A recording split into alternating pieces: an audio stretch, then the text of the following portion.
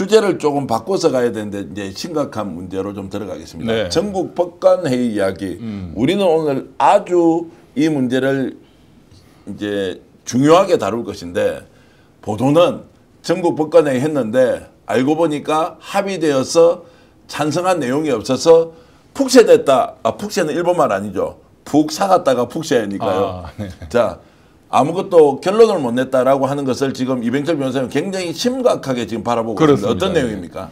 그러니까 전국 법관 회의가 이제 소집된 거는 그러니까 대통령 선거 때 조희대 대법원장의 희대의 난이 희대의 판결이 있어서 이제 왜 대법원장이 대법관이 이 정치에 개입하느냐 이제 이 문제 의식을 가지고 전국 법관 회의가 소집이 됐단 말이에요. 네.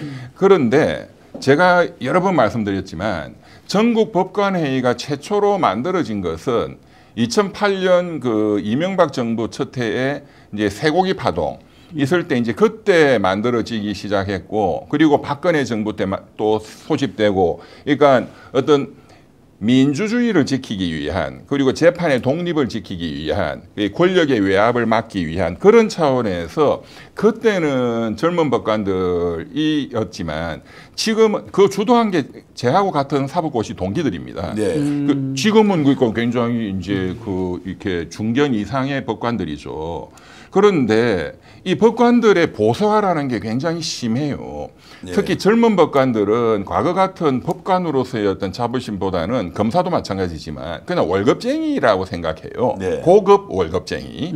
예. 그러니까 어떤 그런 사명감이 많이 없어졌고 그리고 이제 이 법관들이 전체적으로 기본적으로 보수적인 집단이지만 굉장히 많이 보수화됐고 가장 위험한 건 이제 요 최근에 몇 개월 동안에 민주 진영의 굉장히 어떻게 보면은 뭐 중도 거구를 제외한 거의 절대 다수의 국민들이 대법원의 그런 선거 개입이라든가 이런 데 대해서 엄청나게 그 한 목소리로 질타를 하고 있는 그런 상황인데 오늘 이제 보도된 거 보면은 그런 내용에 대한 그 안건이 전부 다 2대1로 부결됐어요. 예. 예.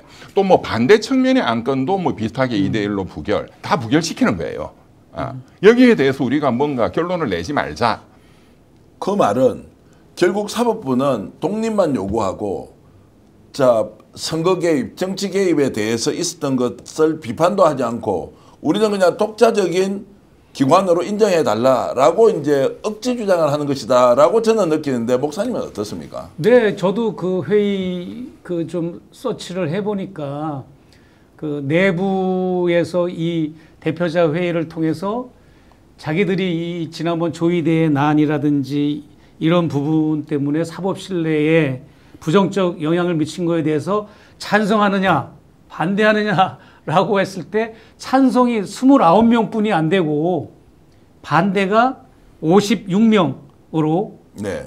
표결이 났잖아요. 예. 그러면 그거 뭡니까? 그 찬성이 29명, 반대가 56명이라는 건 변호사님 뭐를 뜻하는 건지 제가 여기에 대해서 공개적으로 헷갈립니다. 법관회에서는 그러니까 의견 표명을 하지 않겠다. 쉽게 말하면 예. 지금 반대가 2배 이상 많은데 무엇에 대한 반대냐? 무엇에 대한 반대냐? 그러니까 지난번 조희대 대법원장 그리고 대법관들이 압도적으로 이재명 그 재판을 너무나 빨리 처리를 하면서 또 유죄다 파기환송이다 했잖아요. 네, 이거는 이제 사법부의 정치 개입이다 이거 명백한 건데 예. 그 정치 개입이다라는 부분에 대해서 문제 제기를 하자라는 거를 안 한다 이게 그러니까 정치 개입을 다수 의견으로 인정한다. 예. 이것은 앞으로 이루어져서는 안 된다라는 것도 발표를 하지 않는 거 아니에요. 이제 그런 취지의 안건에 대해서 이제 2배 이상의 법관들이 그거 우리 투표하지 마. 그런 데 대해서 우리가 왜 말을 해? 그건 역시 거죠? 정치 개입이야. 이제 이런 예. 취지죠. 자, 그러면 그러니까 굉장히 개입을, 보수화되어 있는 거지. 정치 개입을 할 수도 있다.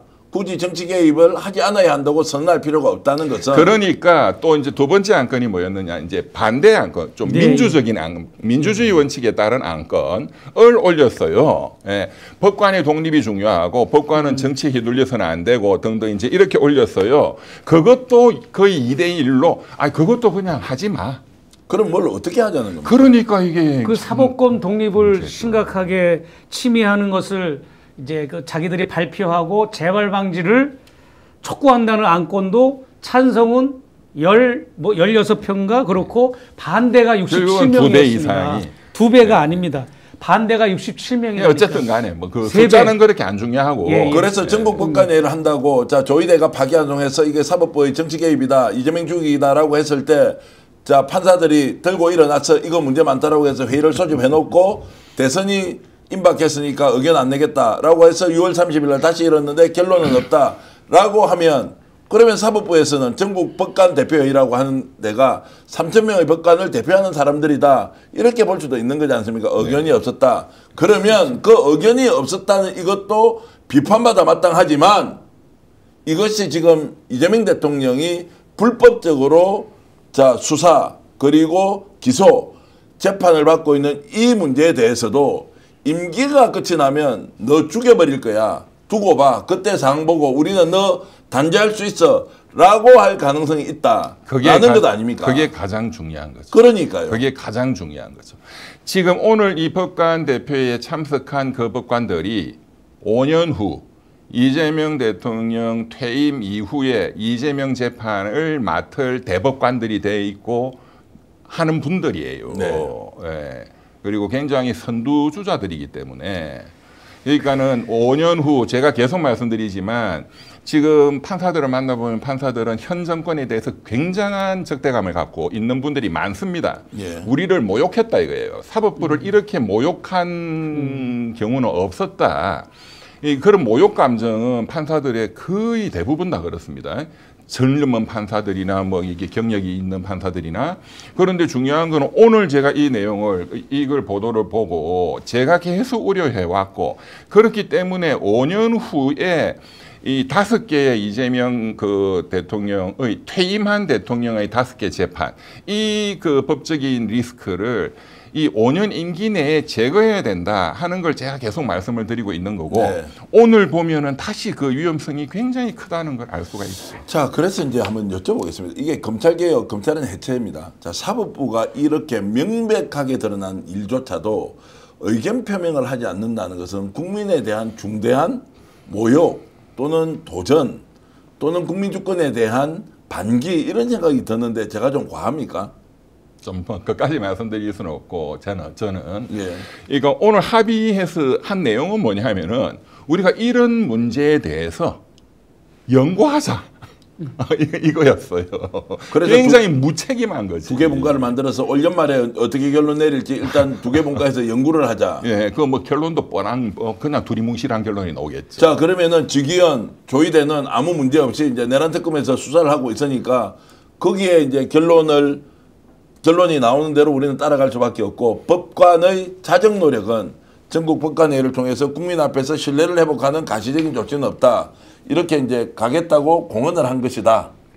제가 만약에 그 내부에서 엘리트 지성 그룹들이라면 조의대의 그런 행위들을 신랄하게 좀 서로 이제 그 자성의 목소리를 요구하고 개혁을 요구하고 이러면서 이제 그러면서 이제 재판 독립 침해에 대한 우려를 얘기했다면 이건 균형감이 맞을 텐데 제가 볼 때는 아시다시피 이재명 대통령이 취임하자마자 그 야당 대표들을 초청해서 그 김용태가 오찬에서 그랬잖아요. 임기 마치면 재판할 것을 맞습니다. 지금 맞습니다. 약속을 천명을 해라. 맞습니다. 이런 요구를 네. 했다는 거는 앞으로의 되어질 일을 우리가 다 보고 있는 겁니다. 지금 현재 국힘당 세력과 이 대법원이나 이 법관 세력들이 연대해가지고 5년 후에 얼만큼 이재명과 현 정권을 공격을 하고 디스를 할지 이제 명확화한 것이고 그렇기 때문에 검찰 개혁이 아니라 자동차 실수하는 검찰 해체가 너무 중요하다는 거고 이 사법부를 존중하면서 우리가 사법부의 독립성을 그야말로 우리는 헌법에 보장하는 대로 해주되 그것이 더 사법부의 독립이 더 빛이 나려면 검찰 해체를 통해서 이것이 더 우선시 되고 그것이 우선돼야 이제 사법부의 독립이 더 그런데 바란다라고 아무리 저는 검찰을 생각합니다. 해체하고 없애고 뭘 다 한다 해도 예. 현재 이런 판사들의 태도로 5년 후 재판하면 엄청난 중형이 나와요. 엄청난 판사가 중형이- 하는 건데 뭐. 판사가 하는 검사가 것이죠. 없어져도 공소청이 있잖아요. 아니, 저는 공소청이 그렇게 공소 보지 유지를 않고요. 하거든요. 예. 저는 법조에 대한 그런 전문적인 지식은 약하지만 검찰 해체와 검찰 개혁이 단행되면 그 다음 수순은 이제 사법부나 재판부도 이게 뭐 조이대의 그 난을 통해서 우리가 봤잖아요. 아니, 그러니까 네? 제가 뭐 연계가 목사님 된다는 말씀 거죠. 취지에 다 100% 네. 동의하는데 예. 제가 이제 자꾸 우려하는 걸 말씀드리는 예. 거예요. 목사님 의견에 반대하는 게 아니고 네, 예. 100%다 찬성하는데 그런데 지금 우리가 지금 자꾸 논의해야 되는 이것을 방송에서 스픽스 같은 데서는 논의를 해야 된다. 민주당이 지금 바로 공론화시키기에는 이건 여론의 어떤 반발이나 부담을 생각해야 됩니다. 정치적으로. 대통령실은 이 말을 해서도 안 되고 그런데 다행스럽게 법무부 장관 지금 지명된 정성호 장관 지명자가 사흘 전에 그 어느 포럼에 가서 예. 대통령은 억울하게 그리고 죄도 없는데 기소된 것이기 때문에 대통령에 대한 이 재판은 공소 취소되어야 한다라는 발언을 했다. 이게 이제 저는 굉장히 그 주목하고 있습니다. 계속 저희들은 이 문제를 공소 취소 아니면은 원천적으로 범죄가 없던 것을 막을 길이 없다. 충분히 지금 법관들이 나중에 임기가 끝나고 정말로 가혹하게 판단을 내릴 수도 있다. 그것이 불법적인 판단이 될 것이 뻔한데 지금 왜 막지 못하느냐. 정성호 장관 임명자의 추후 조치를 계속 이제 저희들이 여러분들과 함께 공유하겠습니다. 이건 제가 한마디만 더 드리면 예. 이 공소 취소라는 거는 이 이재명 대통령한테만 이게 필요한 게 아니고 예. 대한민국에 지금 수백 명 이상의 또는 수천 명의 억울한 국민들이 검찰의 그런 공소권 남용 또는 증거 조작 등에 의해서 억울한 재판을 받고 있는 분들이 많이 있어요. 예, 예. 그래서 그런 것을 이제 재판 진행 도중에 그런 게 밝혀지면 검찰이 스스로 자신의 잘못을 원천 무효화시키도록 해주기 위해서 형사소송법에 공소 취소할 수 있다는 조문을 두고 있는 거예요. 그런데 이게 사실상 사문화돼 있거든요. 네. 그거를 하는 검사는 없고 그거 하면은 반성문 써야 되기 때문에 또 그거를 요구해도 판사가 들어주지도 않아요. 네, 예. 판사도 그것을 사문화시키고 있어요. 그렇기 때문에 이거는 전 국민들한테 적용되는 지금 문제다. 이제 이 여론이 우선 중요한 것 같습니다. 오늘 방송 어떠셨습니까? 마음에 들었다면 구독, 좋아요로 스픽스를 응원해 주십시오. 여러분들의 구독, 좋아요는 가장 큰 힘이 됩니다. 스픽스 구독, 좋아요.